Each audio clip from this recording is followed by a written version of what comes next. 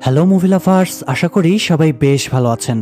অনেকদিন ধরে আপনারা রিকোয়েস্ট করছেন মানি হাইস্টের মতো নতুন কোনো একটা সিরিজ এক্সপ্লেন করতে, আর তাই আজকে আমি নিয়ে এসেছি নেটফ্লিক্সের টপ রেটেড সিরিজ লুপিন, যেখানে আমরা একজন মাস্টারমাইন্ড চোরের কাহিনী শুনব, যে একজন সাধারণ ক্লিনার সেজে প্যারিসের বিখ্যাত লুভর মিউজিয়ামের হাইটেক সিকিউরিটিকে ফাঁকি দিয়ে সবার চোখের সামনে থেকে চুরি করে নেয় কয়েকশো কোটি টাকা দামের একটা নেকলেস।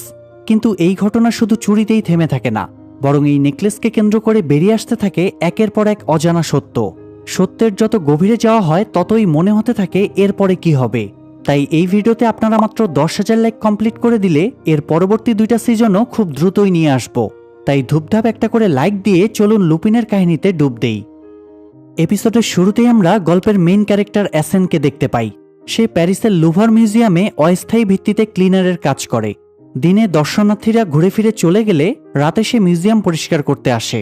এতে সে মিউজিয়ামে থাকা মূল্যবান অ্যান্টিকগুলোকে খুব কাছ থেকেই দেখার সুযোগ পায়। অন্যান্য দিনের মতো আজকেও মিউজিয়াম পরিষ্কার করতে গিয়ে একটা মুক্তা বসানো হারের দিকে তাকিয়ে তার চোখ আটকে যায়। পাশ থেকে একজন সহকর্মী বলে ওঠে, এটা রানীর হার, আগামী সপ্তাহে এটা নিলামে তোলা হবে। এই হারটার এত বেশি দাম যে তারা 1000 বছরের বেতনের টাকা দিয়েও এটা কিনতে পারবে না। যাই হোক, সময় কম থাকায় অ্যাসেন নিজের কাজে ফিরে যায়। তো পরের দিন সে তার স্ত্রী ক্লেয়ারের সাথে দেখা করে এবং ছেলের ভরণপোষণ বাবদ কিছু টাকা দেয়। অ্যাসেন আর তার স্ত্রী কোনো একটা কারণে আলাদা থাকে। অ্যাসেন ক্লেয়ারকে বলে সে তার ছেলের সাথে দেখা করতে চায়। ক্লেয়ার তখন জানায় সে শনিবার 8টার সময় চাইলে ছেলের সাথে দেখা করতে পারে। ক্লেয়ার ছেলের সাথে দেখা করার পারমিশন দেওয়ায় অ্যাসেন বেশ খুশি হয়। এরপরে সে একটা ফ্ল্যাটে ভিনসেন্ট নামের একজনের সাথে দেখা করতে যায়। অ্যাসেন তার কাছ থেকে কিছু টাকা ধার নিয়েছিল, কিন্তু সেটা সে সময় মতো ফেরত দিতে না পারায় অ্যাসেনকে দেখা মাত্রই ভিনসেন্ট তাকে মারতে শুরু করে। অ্যাসেনকে সে বিল্ডিং থেকে ফেলে দেওয়ারও হুমকি দেয়। তখন অ্যাসেন তাকে প্রপোজাল দেয় তার কাছে একটা আইডিয়া আছে যার মাধ্যমে তারা কোটি কোটি টাকা ইনকাম করতে পারবে।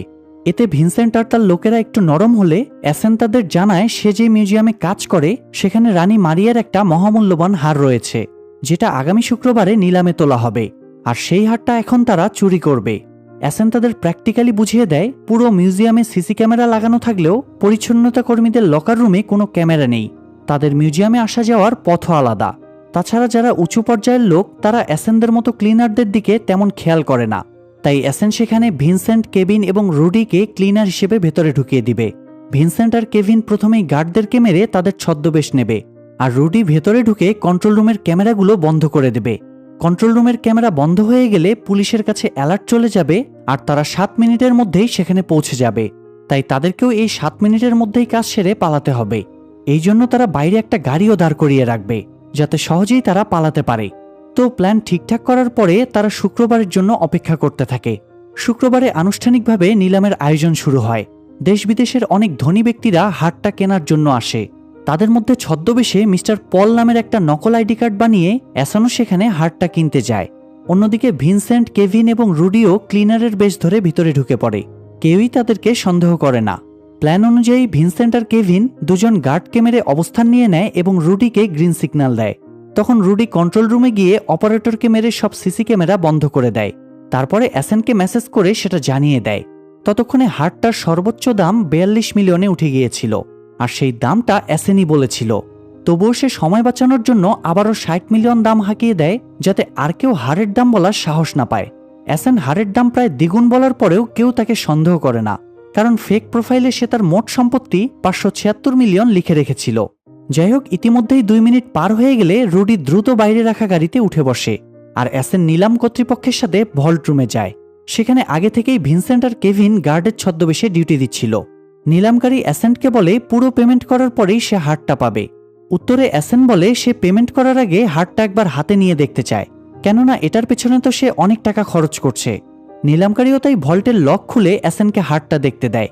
অ্যাসেন হারটা হাতে নিতেই ভিনসেন্ট আর কেভিন তাদের উপরে ঝাঁপিয়ে পড়ে। তারা দুজনে অ্যাসেন সহ সেখানে উপস্থিত বাকি 2 অথরিটিকে হাত পা বেঁধে রেখে হারটা নিয়ে পালিয়ে যায়। আসলে ভিনসেন্টরা প্ল্যান করেছিল অ্যাসেনকে ঠকিয়ে নিজেরাই হারটা ঝেড়ে দিবে, কিন্তু তাদের সেই আশা পূরণ হয় না। দ্রুত গাড়ি চালাতে গিয়ে তারা অ্যাক্সিডেন্ট করে ফেলে এবং ফাইনালি ধরা পড়ে যায়, আর পুলিশও হারটা উদ্ধার করে। এদিকে পুলিশের ডিটেকটিভ ব্রাঞ্চের ক্যাপ্টেন মিউজিয়ামে এসে অ্যাসেনকে জিজ্ঞাসাবাদ করে, কারণ অ্যাসেনের কোম্পানির নাম সে আগে কখনো শোনেনি, তাই তার একটু সন্দেহ হচ্ছিল। তবে অথরিটি তখন অ্যাসেনের পক্ষ নিয়ে বলে সে তো হারটা প্রোটেক্ট করার চেষ্টা করেছিল, এরই মধ্যে আবার ক্যাপ্টেনের কাছে ফোন আসে যে অপরাধীরা ধরা পড়েছে এবং হারও উদ্ধার হয়েছে। তাই ক্যাপ্টেন হারটা ল্যাবে পাঠিয়ে আসল কিনা টেস্ট করতে বলে, আর অ্যাসেনকেও সন্দেহ করার কোনো কারণ না পেয়ে সাধারণ চেকিং করে ছেড়ে দেয়। তো অ্যাসেন সেখান থেকে বের হয়ে যায় এবং রাতে ক্লিনার হয়ে আবারও মিউজিয়ামে ফিরে আসে। এরপরে সে ক্লিনিং শেষ করে ডাস্টবিনের ময়লা সংগ্রহ করে বাইরে আসে এবং ময়লার মধ্য থেকে আসল হারটা বের করে সেটা নিয়ে হাসতে হাসতে চলে যায়। আসলে গতরাতে ভিনসেন্ট আর কেভিন যখন তার উপর ঝাঁপিয়ে পড়ে তখন অ্যাসেন তার পকেটে থাকা নকল হারের সাথে আসল হারটা বদলে নেয় আর আসল হারটা মিউজিয়ামের একটা ডাস্টবিনের মধ্যে ফেলে দেয়, যাতে পরে ক্লিনিংয়ের সময়ে এসে সে হারটা সংগ্রহ করে নিতে পারে। একেবারে পারফেক্ট প্ল্যান, তাই না? কিন্তু এই প্ল্যানটা সে একদিনে করেনি, বরং সে গত 25 বছর ধরে এই হারটা পাওয়ার জন্য প্ল্যান করছিল। কিন্তু কেন? এটা জানতে হলে আমাদের ফিরে যেতে হবে 25 বছর আগে। তখন অ্যাসেনের বাবা বাবাকার পেলিগ্রিনি ফ্যামিলিতে ড্রাইভারির চাকরি করত, আর রানীর এই হারটা পেলিগ্রিনি ফ্যামিলিরই সম্পত্তি ছিল। যাই হোক, অ্যাসেনের বাবা অত্যন্ত সৎ এবং প্রভুভক্তির সাথেই নিজের দায়িত্ব পালন করত।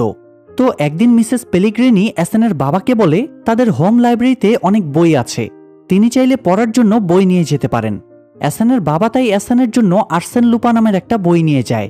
আর এর কিছুদিন পরেই মিস্টার পেলিগ্রিনি অ্যাসেনের বাবার নামে হার চুরির অভিযোগ আনেন, ফলে মিথ্যা অভিযোগে তাকে জেলে যেতে হয়।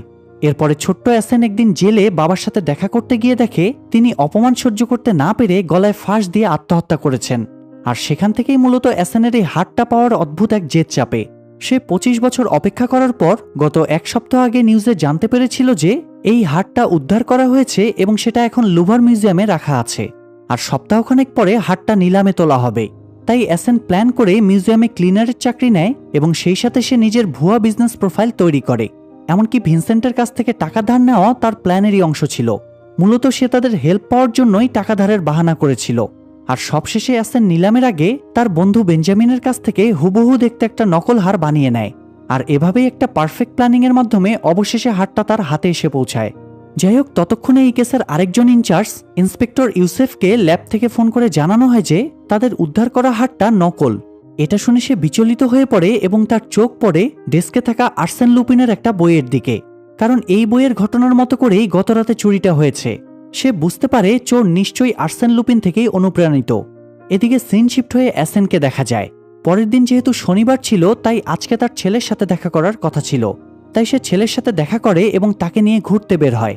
অ্যাসেন ছেলেকে আর্সেন লুপিনের সেই বইটা দেয় যেটা তার বাবা তাকে 25 বছর আগে দিয়েছিল।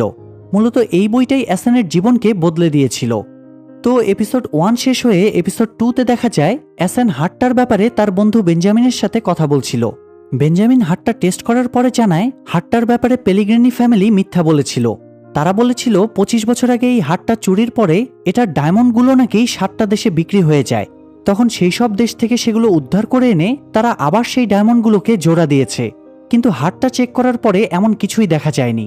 হারটা প্রথম থেকে একই রকম আছে, কোনো ডায়মন্ডে একটা দাগ পর্যন্ত নেই। এটা শুনে অ্যাসেন নিশ্চিত হয়ে যায় এই হারটা কখনো চুরিই হয়নি। তার মানে 25 বছর আগে তার বাবাকে মিথ্যা কেসে ফাঁসানো হয়েছিল। অ্যাসেন তখন বেঞ্জামিনকে বলে হারটার সবগুলো ডায়মন্ড খুলে ফেলার জন্য। এরপরে অ্যাসেন মিসেস পেলিগ্রিনিকে একটা চিঠি পাঠায় তার সাথে দেখা করার জন্য। সে চিঠির সাথে একটা ডায়মন্ডও প্রমাণ হিসেবে পাঠায়। চিঠিতে দেখা করার লোকেশন, ডেট, টাইম সব লেখা ছিল। তাই সেই মোতাবেক মিসেস পেলিগ্রিনি তার সাথে দেখা করতে যায়। অ্যাসেন পিজা ডেলিভারি বয়ের ছদ্মবেশে মিসেস পেলিগ্রিনির সাথে দেখা করে এবং জিজ্ঞেস করে সে তার বাবাকে কেন চুরির দায়ে ফাঁসিয়েছিল। মিসেস পেলিগ্রিনি এখানে পুলিশ প্রোটেকশন এবং বুকে একটা স্পাই ক্যামেরা আর হেয়ারিং মেশিন লাগিয়ে এনেছিল। অ্যাসেন সেটা বুঝতে পেরে স্পাই ক্যামেরাটা হাত দিয়ে ঢেকে দেয়। মিসেস পেলিগ্রিনি অ্যাসেনকে টাকার বিনিময়ে ব্যাপারটা মিটিয়ে ফেলতে বলে, কিন্তু অ্যাসেন এতে রাজি হয় না। সে তার বাবার সম্মান ফিরিয়ে দিতে চায়। এদিকে স্পাই ক্যামেরা বন্ধ হয়ে যাওয়ায় ছদ্মবেশে থাকা অফিসাররা তাদের দিকে এগিয়ে আসছিল। অ্যাসেন এটা বুঝতে পেরে দ্রুত তার সাইকেল নিয়ে পালাতে শুরু করে। পুলিশও তার পেছনে ধাওয়া করে, কিন্তু এরই মধ্যে সেখানে আরও কয়েকজন পিজা ডেলিভারি বয় চলে আসলে পুলিশ কনফিউজড হয়ে যায়। তারা অ্যাসেন সন্দেহে একজন ভুল ডেলিভারি বয়কে আটকায়, আর সেই সুযোগে অ্যাসেন ড্রেস চেঞ্জ করে চলে যায়। আসলে মিসেস পেলিগ্রিনির সাথে দেখা করার আগে এখানকার লোকেশন দিয়ে অ্যাসেনই এইসব পিজাগুলো অর্ডার করেছিল, যাতে সে পালানোর সুযোগ পায়। একদম যেন মানি হেস্টের প্রফেসরের একটা ভাইব পাওয়া যাচ্ছে, তাই না? যাই হোক, অ্যাসেন বাড়ি ফিরে তার বাবার মৃত্যুর আগে জেল থেকে লেখা একটা চিঠি বের করে। চিঠিতে তার বাবা শেষ লাইনে লিখেছে আসল সত্যি লাইব্রেরিতে পাওয়া যাবে, কিন্তু তার বাবা লাইব্রেরি বানানটা ইচ্ছাকৃতভাবে ভুল লিখেছিল। আসলে উনি বানানোর ব্যাপারে খুব সেন্সিটিভ ছিলেন, তাই অ্যাসেন বুঝে যায় এটা কোনো কোড ল্যাঙ্গুয়েজ। সে সারা রাত ধরে অ্যানালাইসিস করে একটা নাম বের করতে পারে, আর সেটা হলো ইটিএন কোমেট। এই লোকটা আগে একটা লাইব্রেরিতে কাজ করত, আর সে জেলে তার বাবার পাশের সেলেই থাকত। লোকটা এখনো জেলেই আছে। হয়তো লোকটা এসএনের বাবার ব্যাপারে কিছু জানে, তাই এসএন তার সাথে দেখা করতে চায়। কিন্তু লোকটা অসুস্থ হওয়ায় সে দেখা করার সুযোগ পায় না। তবে এসএনও নাছোড়বান্দা, সে জেলের ভেতরে যাওয়ার সিদ্ধান্ত নেয়। মূলত রিসেন্টলি এসএনের মামাতো ভাই একটা কেসে জেলে গিয়েছিল। সে দেখতে একদম তার যমজ ভাইয়ের মতো। এসএন তাই তার সাথে দেখা করতে যায় এবং তার সাথে নিজেকে বদলে সে জেলের ভিতর চলে যায়, আর তার মামাতো ভাই এসএন সেজে বাইরে বেরিয়ে আসে। জেলে ঢুকে এসএন কোমেটের সেলে গিয়ে জানতে পারে সে এখানে নেই, সে জেলের হসপিটালে ভর্তি আছে। তাই এসএন বুদ্ধি করে জেলের দুজন কয়েদির সাথে গ্যাঞ্জাম পাকিয়ে দেয়, আর তারাও এসএনের পেটে ব্রাশ ঢুকিয়ে দেয়। ফলে এসএনকে তখন হাসপাতালে ভর্তি করা হয়। তো এই সুযোগে সে এবার কোমেটের সাথে দেখা করে এবং নিজের পরিচয় দেয়। কোমেট জানায় এসএনের বাবা তার কাছে একটা বই রেখেছিল, আর বলেছিল কেউ যদি তার খোঁজে এখানে আসে তাহলে কোমেট যেন তাকে বইটা দেয় এবং বলে যে সব উত্তর এই বইয়ের ভেতরেই আছে। এসএন তাই সেই রাতেই আবার গার্ডদের ঘুষ দিয়ে কোমেটের সেলে চলে যায় এবং আর্সেন লুপা সিরিজের আরেকটা বই সেখানে খুঁজে পায়। নিজের সেলে ফিরে এসে এসএন বইটা খুলে দেখে যে তার বাবা চা দিয়ে বইয়ের কিছু কিছু শব্দ মার্ক করে রেখেছে।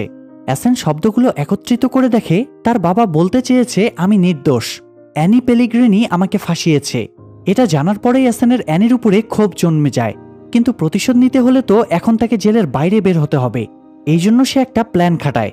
সে ওই বইয়ের নায়ক আর্সেন লুপিনের টেকনিকে গলায় ফাঁস দেয়, ফলে সবাই ধরে নেয় সে মারা গিয়েছে। তাই অ্যাম্বুলেন্সে করে এসএনের লাশ পোস্টমর্টেমে নিয়ে যাওয়া হচ্ছিল, আর সেই সুযোগে এসএন জেগে উঠে গাড়ি থেকে নেমে পালিয়ে যায়। এরপর এসএন অ্যানি পেলিগ্রিনি মানে সেই মিসেস পেলিগ্রিনির সাথে দেখা করে এবং তাকে এই ব্যাপারে জিজ্ঞেস করে। অ্যানি জানায় তাকে বলা হয়েছিল সে যেন বাবাকারকে মানে এসএনের বাবাকে দিয়ে কনফেশন পেপারে সাইন করায়, তাহলে বাবাকারকে কিছুদিন পরে ছাড়ানোর ব্যবস্থা করা হবে। তাই সে জেলে বাবাকারের সাথে দেখা করে তাকে দিয়ে কনফেশন পেপারে সাইন করিয়েছিল, কিন্তু সে জানতো না তার এবং বাবাকারের সাথে প্রতারণা করা হবে। অ্যানি এখানে এসএনকে গ্যাব্রিয়েল নামে সেই পুলিশ অফিসারের নাম জানায় যে সেই সময় বাবাকারের কেসটা তদন্ত করেছিল। এই অফিসারই মূলত বাবাকারের মৃত্যুর পেছনে দায়ী। এসএন তাই বাড়ি ফিরে গ্যাব্রিয়েলের ব্যাপারে সার্চ করে জানতে পারে সে এখন প্রমোশন পেয়ে পুলিশ কমিশনার হয়ে গিয়েছে। তো এপিসোড 2 শেষ হয়ে এপিসোড 3 এর শুরুতে আমরা কমিশনার গ্যাব্রিয়েলকে দেখতে পাই, যে তার পরিবারের সাথে খুব সুখী জীবনযাপন কাটাচ্ছে। তার স্ত্রীর সাথেও তার অত্যন্ত মধুর সম্পর্ক। অন্যদিকে এসএনকে দেখা যায় যে সিসি ক্যামেরার মাধ্যমে গ্যাব্রিয়েলের সব অ্যাক্টিভিটির উপর নজর রাখছিল। গ্যাব্রিয়েলের বাড়িতে কোনো এক সময় এসএন সিক্রেট ক্যামেরা লাগিয়ে রেখে এসেছিল, যেটার ব্যাপারে গ্যাব্রিয়েল জানেই না। যাই হোক, গ্যাব্রিয়েল অফিসে কাজ করছিল, এ সময় এসএন আইটি টেকনিশিয়ান পরিচয়ে তার সাথে দেখা করে আর তাকে বলে যে সে আইটি ডিপার্টমেন্ট থেকে কম্পিউটার চেকিং এর জন্য এসেছে, আর সে কম্পিউটার চেক করে তাতে পর্ন ভিডিও পেয়েছে। এটা শুনে গ্যাব্রিয়েল বেশ ক্ষেপে যায়, তবে এসএন স্বাভাবিকভাবে বলে উনি যেন এখনই ভিডিওগুলো ডিলিট করেন, তা না হলে সে অফিসিয়াল রিপোর্ট করতে বাধ্য হবে। এটা শুনে গ্যাব্রিয়েল রাগ করে তার সাথে কম্পিউটার ল্যাবের দিকেই যাচ্ছিল, আর তখনই একটা ফাঁকা ঘরে গ্যাব্রিয়েলকে ঢুকিয়ে এসএন তাকে অজ্ঞান করার ইনজেকশন দিয়ে দেয়। এসএন গ্যাব্রিয়েলের মোবাইলের সিমটা সেখানেই খুলে ভেঙে ফেলে দেয় এবং তাকে একটা বড় বাক্সতে ঢোকায়। এরপরে এসএন বাক্সটা বাইরে এনে একটা গাড়িতে তুলে গ্যাব্রিয়েলকে কিডন্যাপ করে নিয়ে যায়। এরপর গ্যাব্রিয়েলের যখন জ্ঞান ফেরে সে দেখে তাকে একটা চেয়ারে হাত পা বেঁধে রাখা হয়েছে। এসএনের সময় সরাসরি তার সামনে না এসে পাশের ঘর থেকে একটা ডিভাইসের মাধ্যমে নিজের কণ্ঠ চেঞ্জ করে গ্যাব্রিয়েলের সাথে কথা বলা শুরু করে। এসএন স্ক্রিনে তার বাবাকারের কিছু ফটো দেখিয়ে গ্যাব্রিয়েলকে জিজ্ঞেস করে সে ওনাকে চিনতে পেরেছে কিনা। গ্যাব্রিয়েল বাবাকারকে দেখে চিনতে পারে এবং তখন 25 বছর আগের একটা ফ্ল্যাশব্যাক দেখা যায়। গ্যাব্রিয়েল বাবাকারকে গ্রেফতারের পরে মিস্টার পেলিগ্রিনির সাথে দেখা করে। সে মিস্টার পেলিগ্রিনিকে জানায় বাবাকারের কোনো ক্রিমিনাল ব্যাকগ্রাউন্ড নেই, সে সৎ এবং সাহায্যপরায়ণ মানুষ। তার মনে হয় না বাবাকার হারটা চুরি করেছে। গ্যাব্রিয়েল বরং মিস্টার পেলিগ্রিনির দিকে সন্দেহের তীর ছুড়ে দিয়ে বলে আপনি কিছুদিন আগেই ওই হারের ইন্স্যুরেন্সের টাকা বাড়িয়েছেন, তাই হারটা চুরি হওয়া মানে তো তাতে আপনারই বেশি লাভ। এরপর গ্যাব্রিয়েল সত্যিটা খুঁজে বের করবে জানিয়ে সেখান থেকে চলে যায়। তো সিন আবারও বর্তমানে ফিরে আসে। এসএন স্ক্রিনে তার বাবার তদন্ত, ময়নাতদন্ত এবং স্বীকারোক্তির রিপোর্টগুলো দেখায়, যার সবগুলোতে গ্যাব্রিয়েলের সাইন ছিল। এসএন তাকে জিজ্ঞেস করে সে তার বাবাকে মিথ্যা কেসে কেন ফাঁসালো। সে তো তদন্তে কোনো হারই খুঁজে পায়নি, তাহলে কিসের ভিত্তিতে তার বাবাকে শাস্তি দেওয়া হয়েছে, আর কেনই বা তার বাবাকে শাস্তি কম দেওয়ার নামে ওনার কাছ থেকে চুরির স্বীকারোক্তি আদায় করা হয়েছিল। গ্যাব্রিয়েল তখন কোনো কথার উত্তর দিতে না চাইলে এসএন তাকে তার ব্যাংক ডিটেলস এবং দুর্নীতির কিছু প্রমাণ দেখায়। তারপরে তাকে ব্ল্যাকমেইল করে বলে সে যদি সত্যি স্বীকার না করে তাহলে এসএন এগুলো তার স্ত্রীকে পাঠিয়ে দেবে, আসলে গ্যাব্রিয়েলের স্ত্রী তাকে আদর্শ সৎ নিষ্ঠাবান মানুষ হিসেবে জানত, এই জন্যই অ্যাসেন এই পথটা বেছে নেয়। তবে গ্যাব্রিয়েল তার কথাকে গুরুত্ব না দিলে অ্যাসেন সত্যিই গ্যাব্রিয়েলের স্ত্রীকে ফোন দেয়।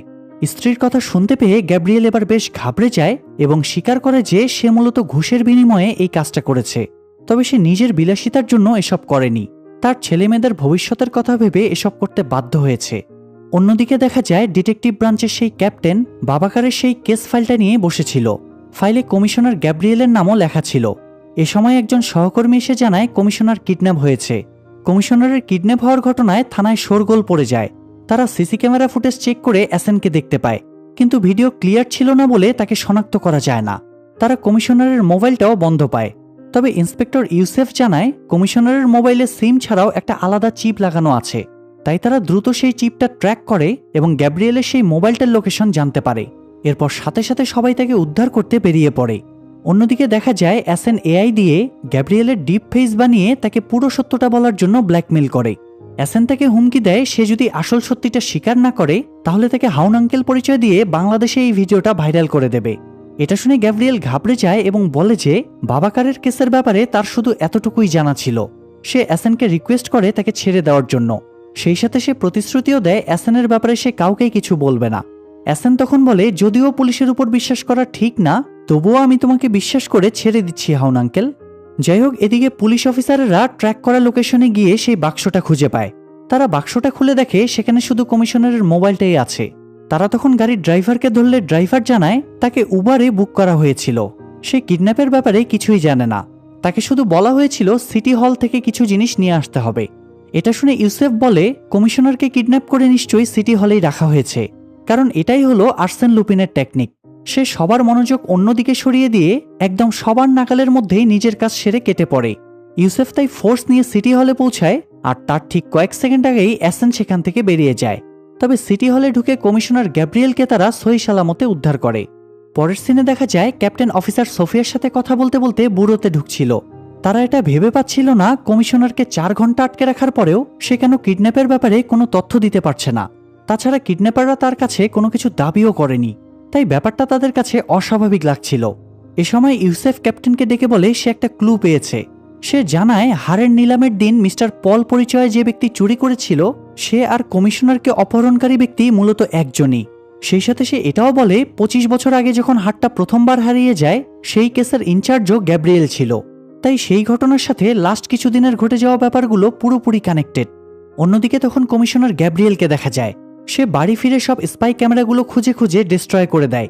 তারপরে সে গোসল করতে ঢুকলে সে সময় 25 বছর আগে একটা ফ্ল্যাশব্যাক সিন দেখা যায়।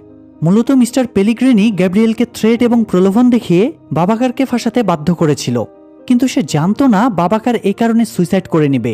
এত বছর পরেও ঘটনাটা নিয়ে সে বেশ অনুতপ্ত ফিল করছিল।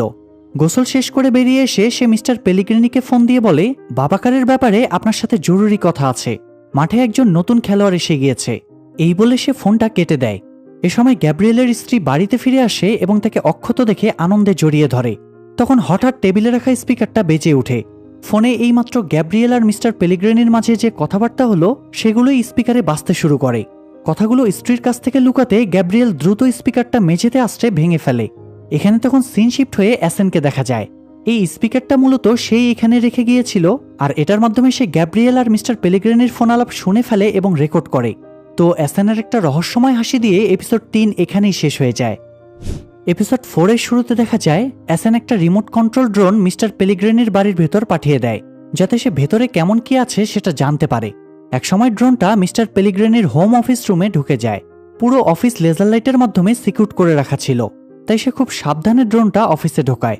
ড্রোন ফুটেজে বেশ কিছু ডকুমেন্টসের ফটো তুলে নেয় সে, কিন্তু ড্রোনটা ফিরিয়ে আনার সময় একটা লেজার লাইটে টাচ করে যায়। ফলে অ্যালার্ম বেজে উঠে আর মিস্টার পেলিগ্রিনি সহ সব গার্ডরা অ্যালার্ট হয়ে যায়। গার্ডরা ড্রোনটা ধরার জন্য উঠে পড়ে লাগে এবং এক পর্যায়ে সেটা দেয়ালের সাথে ধাক্কা খেয়ে পড়ে যায়। মিস্টার পেলিগ্রিনি তখন ড্রোনের মধ্যে একটা চিরকুট পায়, যেটাতে লেখা ছিল আমি তোমাকে ছাড়ব না। তো পরের দিন সকালে কমিশনার গ্যাব্রিয়েল ব্রেকফাস্ট করছিল। তখন অ্যাসেন তার সামনে গিয়ে বসে। গ্যাব্রিয়েল তাকে দেখে বিরক্ত হয়ে যায়। অ্যাসেন তাকে আবারও ব্ল্যাকমেল করে। তখন সে রেগে বলে সে অ্যাসেনকে হেল্প করবে, কিন্তু শর্ত একটাই, অ্যাসেন যেন তাকে বিরক্ত করা বন্ধ করে। অ্যাসেন তার কথা মেনে নিলে গ্যাব্রিয়েল বলে ফ্যাবিয়ান নামের একজন সাংবাদিক আছে, সে মিস্টার পেলিগ্রেনিকে নিয়ে ইনভেস্টিগেশন করেছিল আর তার কুকীর্তিগুলো প্রায় ফাঁস করেই ফেলেছিল, কিন্তু শেষ মুহূর্তে মিস্টার পেলিগ্রেনি তাকে চারদিক থেকে চাপ দিয়ে থামিয়ে দেয় এবং তার সাংবাদিক ক্যারিয়ারও নষ্ট করে দেয়। তাই অ্যাসেন যেন এখন তার সাথে দেখা করে, কারণ সেই কেবল অ্যাসেনকে সাহায্য করতে পারবে। অ্যাসেন তাই বাড়িতে ফিরে অনলাইনে ওই সাংবাদিকের ব্যাপারে ঘাটাঘাটি করে। তারপরে সে ফ্যাবিয়ানের সাথে দেখা করতে যায় এবং মিস্টার পেলিগ্রেনিকে ধ্বংস করার জন্য হেল্প চায়, কিন্তু ফ্যাবিয়ান তাকে না করে দেয়, কারণ অলরেডি মিস্টার পেলিগ্রেনি তাকে এমনভাবে ফাঁসিয়েছে যে তার বাইরে মুখ দেখানোর কোনো উপায় পর্যন্ত নেই। এখন কোর্ট কাচারি আর উকিলদের পিছনে দৌড়াতেই তার জীবন শেষ। তখন অ্যাসেন তাকে বলে এক্ষেত্রে তার এবং ফ্যাবিয়ানের শত্রু একই জন। অ্যাসেন তার বাবার ঘটনাটাও তাকে খুলে বলে, তবুও ফ্যাবিয়ান অ্যাসেনকে শূন্য হাতেই ফিরিয়ে দেয়। এরপর পরের দিন অ্যাসেন যখন কাজ সেরে বাড়ি ফিরছিল তখন ফ্যাবিয়ান নিজেই তার সাথে দেখা করতে আসে। ফ্যাবিয়ান বলে মিস্টার পেলিগ্রেনি তার জীবনে সবচেয়ে গুরুত্বপূর্ণ জিনিসটাই কেড়ে নিয়েছে, আর সেটা হলো তার ক্যারিয়ার। তাই তার কাছে হারানোর মতো আর কিছুই নেই। এই জন্য সে অ্যাসেনকে হেল্প করতে রাজি হয়ে যায়। এরপরে ফ্যাবিয়ান অ্যাসেনকে তার বাড়িতে নিয়ে যায় এবং মিস্টার পেলিগ্রেনির উপরে প্রতিশোধ নেওয়ার প্ল্যান করতে থাকে। অ্যাসেন বলে যে তার এমন কোনো প্রমাণ চাই যেটা দিয়ে সে মিস্টার পেলিগ্রেনির মাথা ঘুরিয়ে দিতে পারবে। উত্তরে ফ্যাবিয়ান বলে তার কাছে ঠিক এরকমই একটা প্রমাণ আছে। এদিকে পুলিশ ব্যুরোতে দেখা যায় কমিশনারকে কিডন্যাপের দিনে সিসিটিভি ফুটেজ থেকে পুলিশ অ্যাসেনের যে ফটো পেয়েছিল সেটা দিয়ে সফটওয়্যারের মাধ্যমে তারা স্কেচ বানানোর চেষ্টা করছিল। সফটওয়্যারে অ্যাসেনের 4টি আলাদা আলাদা ফেস অ্যানালাইসিস হচ্ছিল। অন্যদিকে দেখা যায় ফ্যাবিয়ান অ্যাসেনকে দ্য অবজেক্টর পত্রিকার অফিসের সামনে নিয়ে যায়, যেখানে সে আগে সাংবাদিক হিসেবে কাজ করত। সে অ্যাসেনকে বলে 3 তলার লাস্ট রুমে একটা স্টোরেজ রুম আছে, যেখানে কিনা একটা বক্স আছে। সেই বক্সের উপরে স্পোর্টস 1980 লেখা আছে। বক্সের ভেতরে সবুজ রঙের একটা ভিডিও ক্যাসেট আছে। অ্যাসেন যেন সাংবাদিক পরিচয় দিয়ে ভেতরে ঢুকে এবং সেই ক্যাসেটটা খুঁজে নিয়ে আসে। আসলে ফ্যাবিয়ান নিজে এই অফিসে ঢুকতে পারবে না, কারণ তাকে এই অফিসে আজীবনের জন্য নিষিদ্ধ করা হয়েছে। এই জন্য অ্যাসেনকেই এই কাজটা করতে হবে। তাই অ্যাসেন ভিতরে ঢুকতেই ফ্যাবিয়ান গার্ডকে একটা মিথ্যা কল করে। সে গার্ডকে বলে, আমি তদন্ত বিভাগের নাথালি বলছি। একজন ইনফর্মার এইমাত্র একটা গুরুত্বপূর্ণ ফাইল হাতে ঢুকবে, তাকে সোজা 3 তলায় আমার অফিস রুমে পাঠিয়ে দেবে। গার্ড কথাটা বিশ্বাস করে অ্যাসেনকে ঢোকার সুযোগ করে দেয়, আর অ্যাসেন খুব সহজেই ভিডিও ক্যাসেটটা নিয়ে ফিরে আসে। তো বাড়ি ফিরে ক্যাসেটটা চালু করার সময়ে ফ্যাবিয়ান জানায় 1996 সালে মালয়েশিয়ার কুয়ালালামপুরে জঙ্গি হামলায় 11 জন মারা গিয়েছিল, যার মধ্যে 8 জনই ছিল ফরাসি নাগরিক। আর এই অ্যাটাকটা করা হয়েছিল প্রতিশোধ পরায়ণ হয়ে, কারণ একজন দালাল মালয়েশিয়ার অস্ত্র ব্যবসায়ীদের ঠকিয়েছিল, আর সেই দালালটা আর কেউ না বরং মিস্টার পেলিগ্রেনিই ছিল। এরপরে ভিডিও ক্যাসেটটা চালু করলে পেলিগ্রেনিকে অস্ত্র ব্যবসায়ীদের সাথে ডিল করতে দেখা যায়। ফ্যাবিয়ানের ধারণা হার্ট চুরির মিথ্যা ঘটনা বানিয়ে সেটার ইন্স্যুরেন্সের টাকা ব্যবহার করেই পেলিগ্রেনি এই অস্ত্রের ব্যবসাটা করেছিল। তারা পেলিগ্রেনির ভিডিওটা থেকে স্পষ্ট হয়ে যায় তার বিক্রি করা অস্ত্র দিয়েই কুয়ালালামপুরে থাকা ফ্রান্স অ্যাম্বাসিকে উড়িয়ে দেওয়া হয়েছিল। তবে অ্যাসেন এখানে পুরো ভিডিওটা আপলোড না দিয়ে পেলিগ্রেনিকে ঘাবড়ে দেওয়ার জন্য ভিডিওর একটা স্ক্রিনশট নেটে ছড়িয়ে দেয়। স্ক্রিনশটটা দ্রুত ভাইরাল হয়ে যায় এবং মিস্টার পেলিগ্রেনির মেয়ে জুলিয়েটের হাতেও সেটা পৌঁছায়। জুলিয়েট এটা বাবাকে দেখালে সে সব অস্বীকার করে এবং বলে যে এসব হচ্ছে বিরোধী দলের চক্রান্ত, তাকে ফাঁসাতেই কেউ এগুলো করছে। কিন্তু ব্যাপারটা শুধু এখানেই থেমে থাকে না, শীঘ্রই মিডিয়াতেও ব্যাপারটা নিয়ে তোলপাড় শুরু হয়ে যায়। মিস্টার পেলিগ্রেনি মিডিয়াকেও একই কথা বলে, সেই সাথে হুমকির সুরে বলে যে তার নামে বদনাম ছড়ানোর চেষ্টা করছে সে যেন প্রমাণসহ তার সাথে দেখা করে। এমন সময় সাংবাদিকদের ভিড়ের মধ্য থেকে ফেবিয়ান মাইক্রোফোন হাতে এগিয়ে আসে এবং মিস্টার পেলিগ্রেনিকে জিজ্ঞেস করে, আপনার হাত কি এখনো জঙ্গি হামলায় নিহতদের রক্তে লাল হয়ে আছে? মিস্টার পেলিগ্রেনি রাগী চোখে কিছুক্ষণ ফেবিয়ানের দিকে তাকিয়ে থাকে, তারপর কোনো উত্তর না দিয়েই চলে যায়। টিভিতে অ্যাসেনও ইন্টারভিউটা দেখছিল। অ্যাসেন ফেবিয়ানের এই কাণ্ডে বিচলিত হয়ে পড়ে আর ভাবে ফেবিয়ান এভাবে নিজের বিপদ কেন নিজেই ডেকে আনলো। কিন্তু ফেবিয়ান পেলিগ্রেনির মুখোমুখি হতে পারায় নিজের মধ্যে এক ধরনের শান্তি অনুভব করছিল। এরপরে ফেবিয়ান সেখান থেকে বেরিয়ে গেলে খেয়াল করে পেলিগ্রেনির এক লোক তাকে পেছনে ফলো করছে। তাই সে এপথ ওপথ ঘুরে সাবধানে বাড়ি ফেরে। বাড়িতে আগে থেকেই অ্যাসেন উপস্থিত ছিল। সে ফুল দিয়ে ফেবিয়ানকে অভিনন্দন জানায়, সেই সাথে তাকে সাহায্য করার জন্য ধন্যবাদও জানায়। তারা শীঘ্রই পুরো ভিডিওটা পাবলিশ করার প্ল্যান করে এবং অ্যাসেন এরপর নিজের কাছে ফিরে যায়। পরের সিনে ক্যাপ্টেন ইউসেফ এবং সোফিয়াকে কমিশনার গ্যাব্রিয়েলের সামনে বসে থাকতে দেখা যায়। তারা অ্যাসেনের যে স্কেচগুলো বানিয়েছিল সেগুলো গ্যাব্রিয়েলকে দেখায়। এগুলোর মধ্যে আসল অ্যাসেনেরও স্কেচ ছিল। তবুও গ্যাব্রিয়েল জোর দিয়ে বলে এদের মধ্যে কেউই তাকে অপহরণ করেনি। কিন্তু ইউসেফ সেটা মানতে পারছিল না। সেও জোর দিয়েই বলছিল হার্ট চুরি আর গ্যাব্রিয়েলের অপহরণের পেছনে একই ব্যক্তি জড়িত। এটা শুনে গ্যাব্রিয়েল কিছুটা রেগে যায় এবং তাদেরকে বলে এই দুটো কেস একসাথে না জড়িয়ে তারা যেন হার্টটা খোঁজার পেছনে ফোকাস করে, তা না হলে সে এই কেসটা অন্য কাউকে ট্রান্সফার করে দেবে। ক্যাপ্টেন তখন রিকোয়েস্ট করলে গ্যাব্রিয়েল এই কেসে ক্যাপ্টেন এবং সোফিয়াকে বহাল রাখে, কিন্তু ইউসুফকে সে এই কেস থেকে সরিয়ে দেয়, কারণ সে দ্রুত এই কেসটা সমাধানের দিকে এগিয়ে যাচ্ছিল। তাই ধরা পড়ে যাওয়ার ভয়ে কমিশনার থেকে এই কেস আর না রাখার নির্দেশ দেয়। তো যাই হোক, এদিকে অ্যাসেন মেকআপ করে নিজের চেহারা বদলে একটা চ্যানেলের টক শোতে যায়।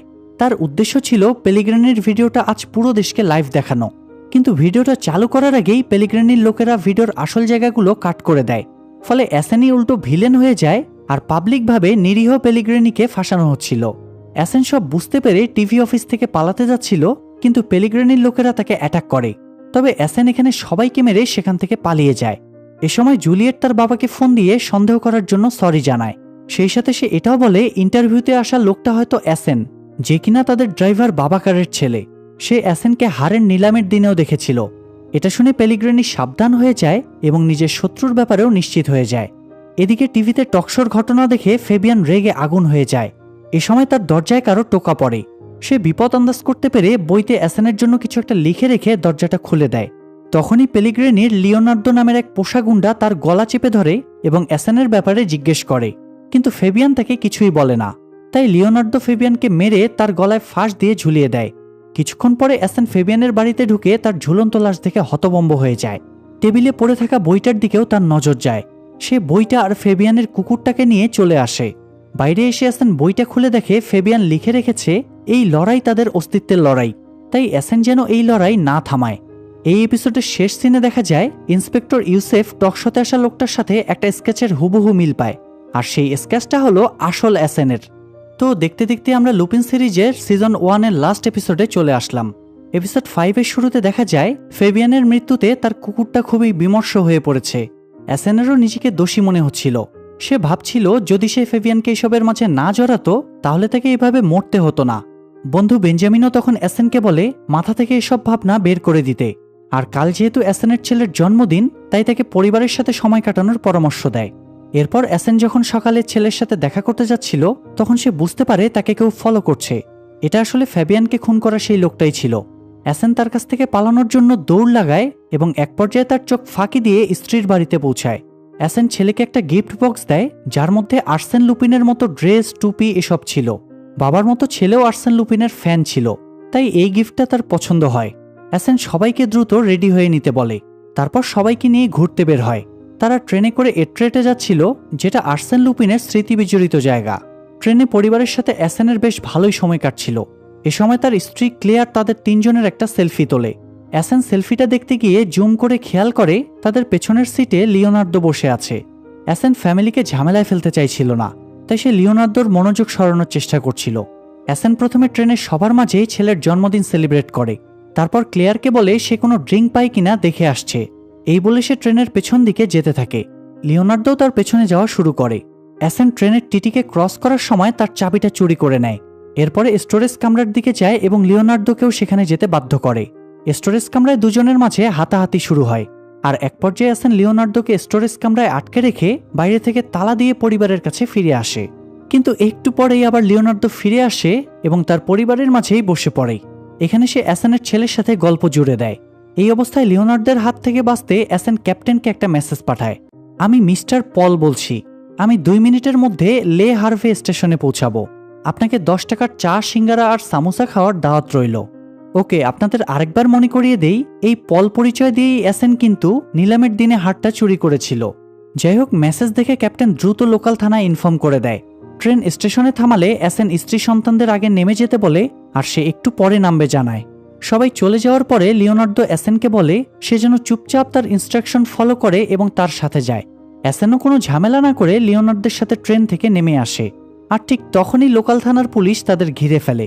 কিন্তু এই পুলিশরা তো জানতো না যে পল আসলে কে, তাই তারা সন্দেহজনকভাবে লিওনার্দোকেই আটক করে।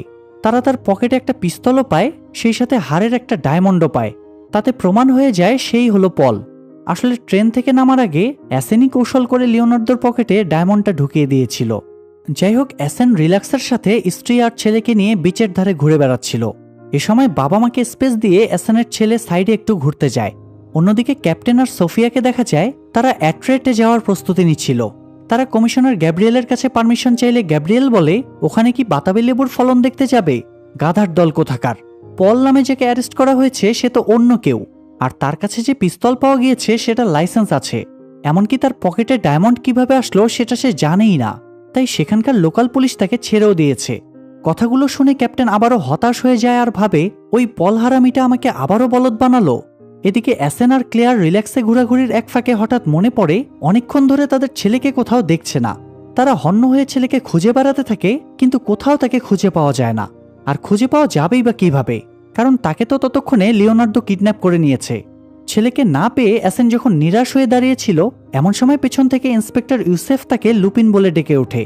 আর এই টান টান উত্তেজনার মধ্য দিয়ে লুপিনের প্রথম সিজনটা এখানেই শেষ হয়ে যায়।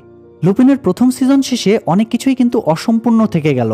অ্যাসেন তো তার বাবার মৃত্যুর প্রতিশোধ এখনো নিতেই পারেনি, তার উপর আবার তার প্রধান শত্রু পেলিগ্রিনি তার ছেলেকেও কিডন্যাপ করে নিয়েছে। এছাড়া ইন্সপেক্টর ইউসেফও এখন তাকে চিনে ফেলেছে। এতগুলো বিপদ থেকে সে কি বের হয়ে আসতে পারবে, সেটা জানাতেই আমরা আবারও ফিরে আসবো লুপিনের সিজন 2 নিয়ে। তবে তার আগে অবশ্যই ভিডিওটিতে 10,000 লাইক কমপ্লিট করে দিন, আর সাবস্ক্রাইব করা না থাকলে দ্রুত সাবস্ক্রাইব করে রাখুন। তাহলে দেখা হচ্ছে সিজন 2-তে। সেই পর্যন্ত ভালো থাকুন, সুস্থ থাকুন, আল্লাহ হাফেজ।